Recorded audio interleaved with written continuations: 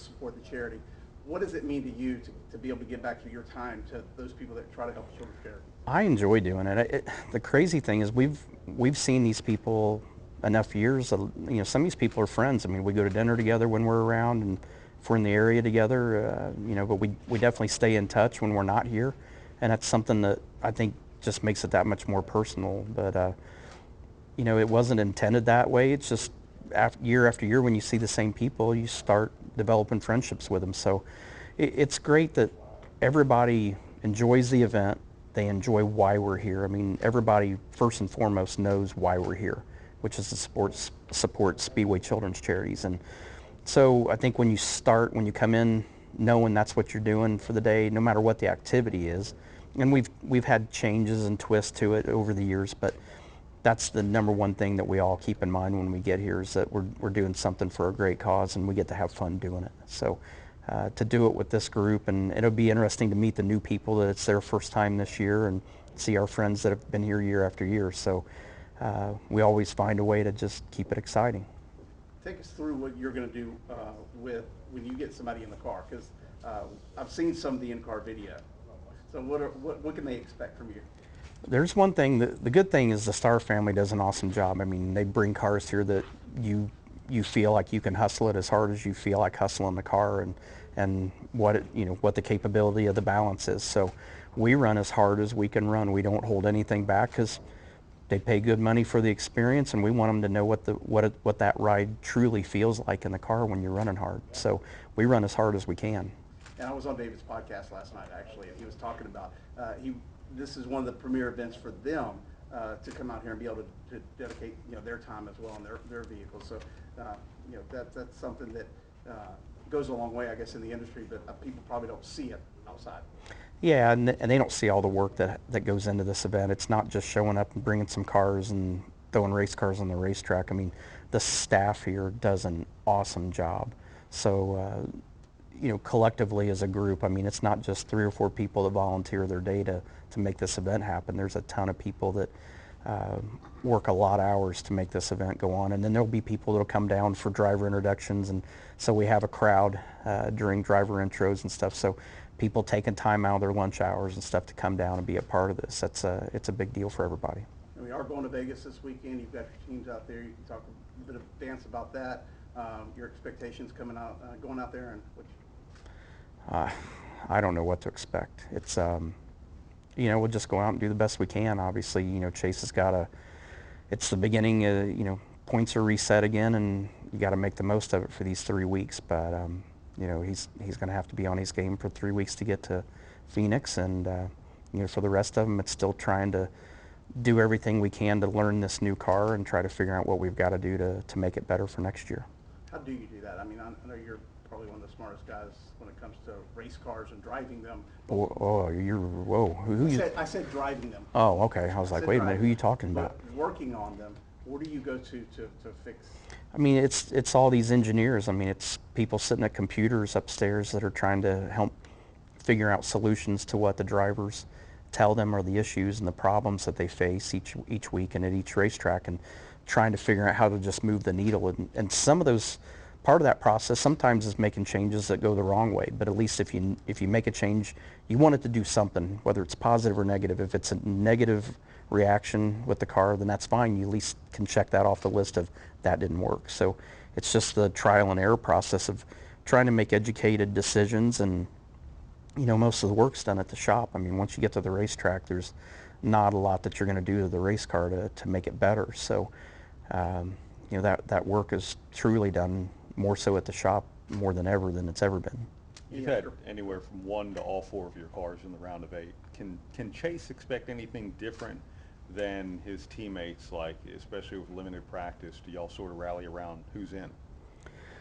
Well, we definitely rally around with information. I mean, the biggest thing is you got 4 cars, and if there's 20 minutes of practice, then all of a sudden that 20 minutes of practice turns into an hour and 20 minutes of practice with 4 cars. So you're basically trying to take all that information you can and feed it into the crew chiefs, and anything that any of those other 3 teams can learn that can help the 14 car, they will pass that information along, obviously, and give them that direction. But it's still, even when you find something that works for one person, it may not work for the other 3 guys. So it's still kind of a moving target. It's no guarantee that if somebody hits on something, it's going to work for everybody else. But I'd say it's probably a 85 or 90% chance it's going to move the needle the right direction. What do you tell them before the race?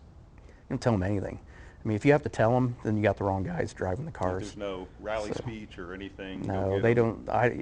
Like I said, if I got to rally my guys and I got to try to pump them up like that, that's not the guys I want in my race car in the first place. They know what they need to do when they get there, and they show up ready. I mean, and that starts at the shop as well. I mean, before you get on the airplane to go to whatever racetrack it is we're going to, those guys mentally have to be in the right frame of mind to know what their job is and know what has to be done for the weekend.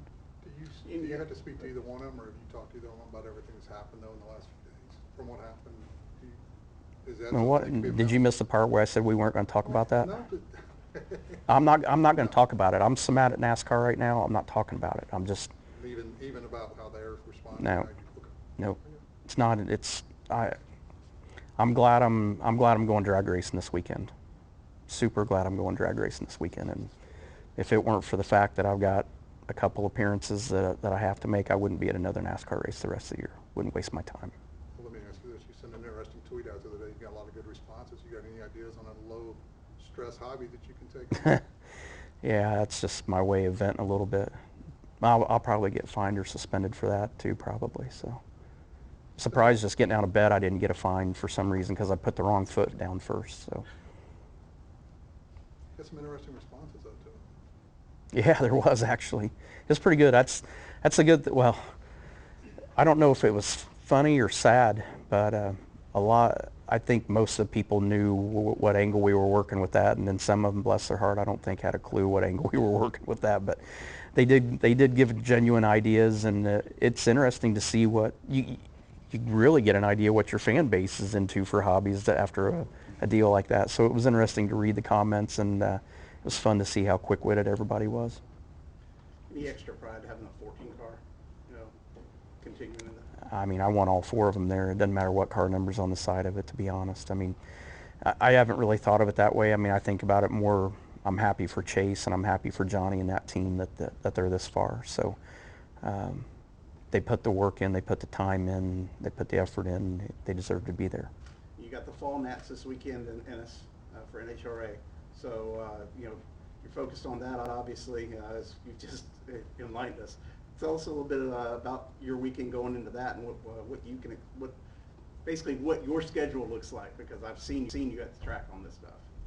I mean, I'm gonna be there all 3 days, obviously, but it's, I'm excited for the weekend. I mean, obviously we're on race. This is 4 of 6 for the countdown for NHRA. So, I think our funny car program, we're really close. We're a little bit off, but I don't think it's something where we're in panic mode by any means. I mean, it's a small adjustment here or small adjustment there that's going to get us the rest of the way. The top fuel side is I feel like the last couple months has been a little more of a challenge. I feel like we're kind of losing the handle a little bit, but it's a rookie crew chief and a rookie team, first-year team, so I think it's still part of the growing pains and growing process. I think we got off to a way better start than I anticipated, and I think the reality is kind of catching up. I mean, you're gonna trip and fall in a first year with a rookie crew chief like this, but the great thing is I feel like Neil and Mike have done a really good job of taking scenarios that have come up and really taking the time to analyze and try to figure out what it is that's gone wrong or what's going right. And I think they've learned a lot this year. So no matter how the season ends up with the top fuel car, I mean, I feel like we've had a good year. I mean, I didn't expect to win a race with that car this year, honestly, but to get a win and to have some good races and good rounds of qualifying, I mean, the potential's there, and it's just a matter of, getting the rest of the way. But it doesn't come easy. If it was easy, everybody'd make it down every run, and you go watch qualifying. I mean, there's a lot of cars that don't make it down because they're pushing. So you got to work hard at it. It's no different than any other form of motorsports I've been involved in. The technology and the needle on the technology constantly is a moving target. So you just got to keep pushing and trying to find what's new and what's working. And for a new crew chief, it's he's been sitting one seat over for the last 20 years, and now having that head seat, it's a way different perspective for him. So I feel for what he's going through, carrying the weight of the team on his shoulders, but I feel like he's done a great job, and you know, no matter how this ends up, we'll regroup over the winter and come back stronger next year. You still having fun at it? Love it. The atmosphere is way different, and I like the atmosphere there. I have all year. I mean, to sit there and, you know, watch these guys bring a car back after a run and have it ready to go 50 minutes later to go make another lap is impressive to watch. So, but just how everybody interacts with each other in the pits, and, you know, after the day's done and the fans are gone, the crew guys mingling with each other, it's an atmosphere that I really like.